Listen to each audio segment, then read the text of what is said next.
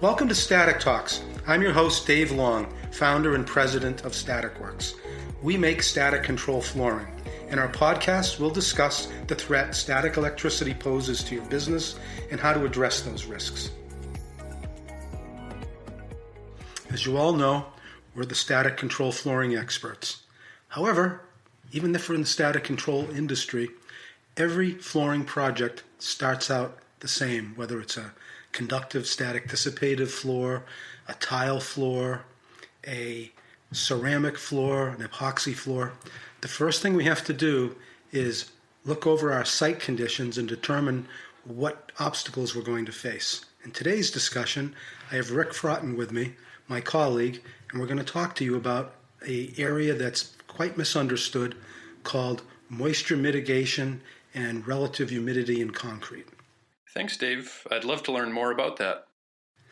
Well, Rick, we have in front of us the ASTM standard for testing relative humidity in concrete, which I'm sure is the most interesting topic any of our listeners will ever hear about. But well, it's important. It's the reason why people don't like flooring. If you don't have a surface that's properly tested and certified for installing a floor, you could wake up in your factory and discover that you're spending more time putting up traffic cones, repairing floor tiles, than you are pumping out the product that you're trying to make. So what we're going to do is we're going to go over a standard. It's an ASTM standard called 2170. And every so often they update the standard, but ASTM 2170 is a document that tells you how to determine whether or not there's vapor in concrete. And by the way, when I talk about vapor, a lot of times people will say to me, well, we don't have any water in our building. We don't have an aquifer anywhere near our location. We're in Colorado. It's dry here. I'll hear things about drainage and French drains and all sorts of extraordinary lengths that they went to when they excavated a building. That's not what we're talking about. What we're talking about is invisible vapor that is either coming through the concrete from somewhere below, or it's from water that's still in the concrete because it hasn't fully cured.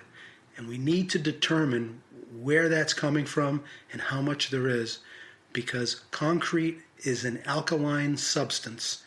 And when you combine vapor with alkalinity, you end up with a chemistry that attacks conductive flooring adhesives.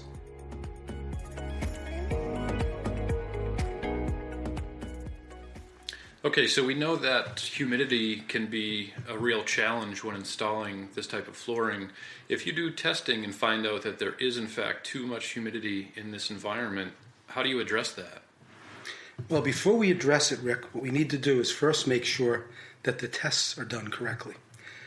So what will happen a lot of times is a flooring contractor will tell a general contractor or tell the owner of a building that they'll do moisture testing for them. And moisture tests will be done, flooring will be installed, and a year later they'll discover they have a problem with the floor lifting and the adhesive breaking down. And everyone will look at each other and say, but we did the testing, we passed the tests, where did we go wrong? Mm-hmm.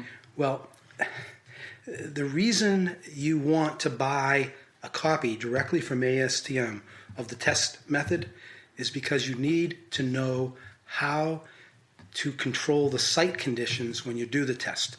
So what I mean by that, and I'll kind of give you like a little sort of a short story. Okay. Most buildings, if it's a renovation, don't have their HVAC systems running. So what'll happen is a flooring contractor will go in a building, whatever the temperature happens to be outside, that'll be the temperature inside. So say it's 50 degrees. And the humidity, whatever it is outside, will be the same inside. They'll drill holes in the concrete, which is what you have to do this test. They'll drill them to 40% of the depth of the concrete. They'll put in these test probes that create a microenvironment that they can now plug a tester into and push it into the hole and make their measurement. And they'll get numbers. However, those numbers don't mean anything unless that is the condition under which you will operate the building. So let's say for some reason it's a building in the Midwest or the Northeast or someplace where they actually have a winter, and maybe it's 45 degrees in the building. When they acclimatize that building and actually use the floor, and in fact when they install the floor, that building's probably going to be at 65 or 70 degrees. So right away you've tested for a condition that could come back to haunt you under different circumstances than you expect to use the building. So if you read that 2170 document, the first thing it's going to tell you is you have to control the ambient environment when you do the test. That gets done probably 10% of the time. Another way to possibly look at testing done under the incorrect circumstances is if you get measurements that are in excess of what the adhesive is rated for, whether or not it's ambient, assume that any time in the future those measurements would also be in excess of what's acceptable, and just proceed as if you know you have a vapor problem. Unfortunately, most of the time when people get measurements that they don't like, and those measurements are going to cost a fair amount of money, there's a temptation to say, well, we're not really using the right conditions to do this test, so let's ignore the results. And think of any example you want, but that's usually the worst direction to go in.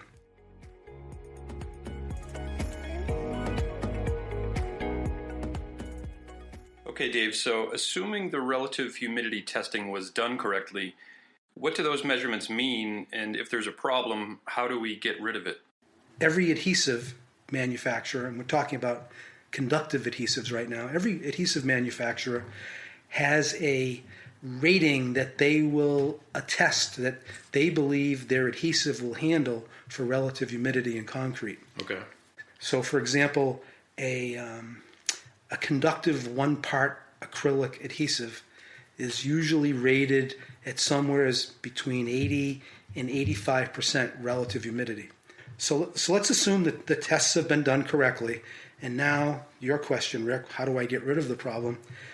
Now we get into a situation where we have to ask ourselves, what's the best way to do this? And by best way, I don't just mean the materials that you use to correct the problem, but also what other obstacles do you have? Is this a renovation? In my business, we do a lot of work in police stations where we're putting flooring in 911 call centers. They're not going to shut down a call center so they can put a vapor barrier in. How do you do that? How do you not allow 911 calls to come in for a couple of days while you correct a problem with concrete that won't allow flooring to stick? So you've got to look at strategies that are compatible with the operation that you're working under. That operation could be new construction, completely empty building, brand new concrete, no one to get in your way. So you've got all options on the table for that situation. And then at the other end of the spectrum, you've got a data center that can't be shut down. You've got an FAA navigation flight center that can't be shut down, a police station. So when you're looking at these problems, you want to be looking at them not just from the perspective of how do I get rid of vapor, but how do I do it under the conditions that have been presented to me. But what about a brand new facility? How would you test for and address moisture issues when installing static control flooring over fresh concrete? So let's talk about new construction. Sure. New construction's easy. One of the most common solutions in new construction is to do what they call shot blast the concrete. So what they'll do is they'll profile the concrete so that a liquid that's put on top of it can penetrate the surface. In this case, with eliminating vapor problems, that liquid would be a special type of two-part, call it an epoxy solution, that would penetrate some of the concrete and also reside on the top of the concrete, leaving kind of a glassy looking finish.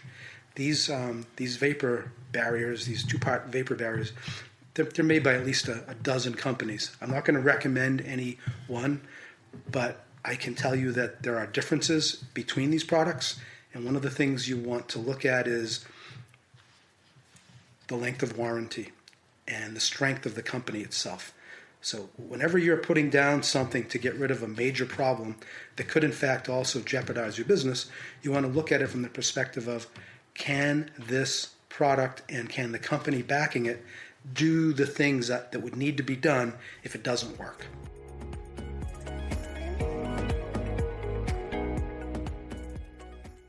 Okay.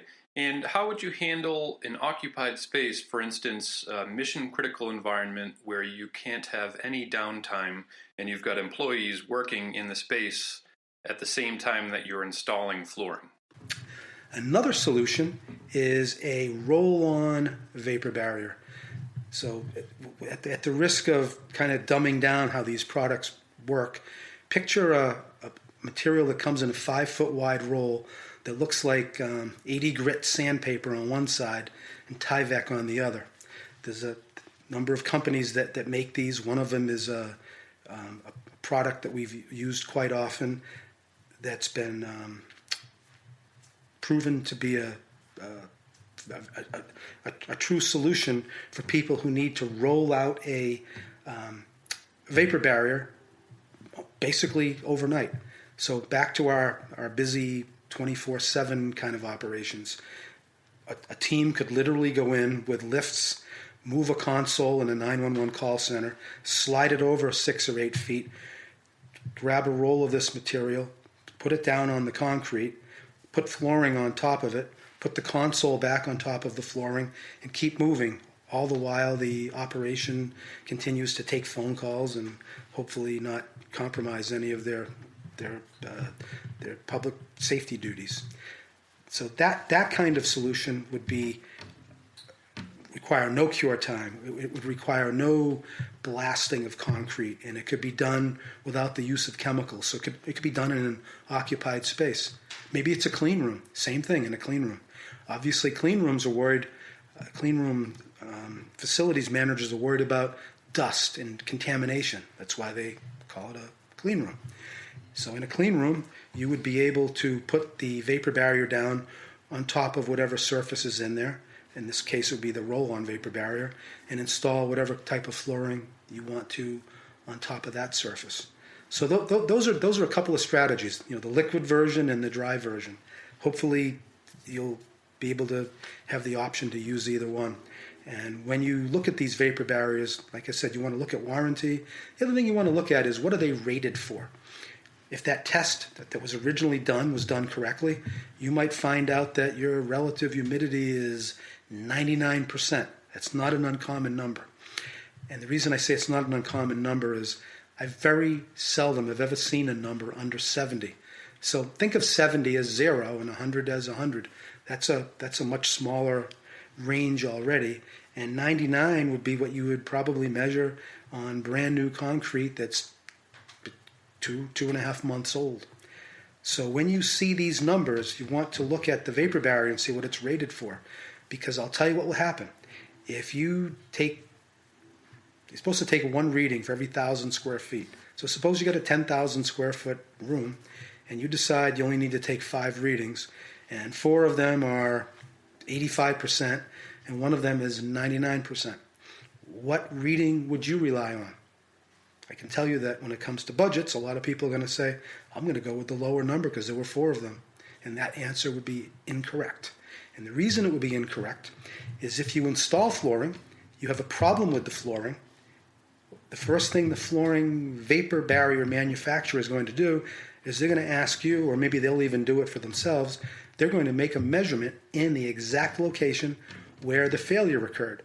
And if that failure occurred where you've got an anomaly and you've got a high number, call it 99%, but you bought their product that was only rated up to 95%, they're going to tell you don't have a warranty because you bought the less expensive product because you decided to bet that your one measurement was high and erroneous, and that all the other numbers were the numbers you should rely on because statistically they were all bunched together, and you'll end up having to take care of that problem yourself.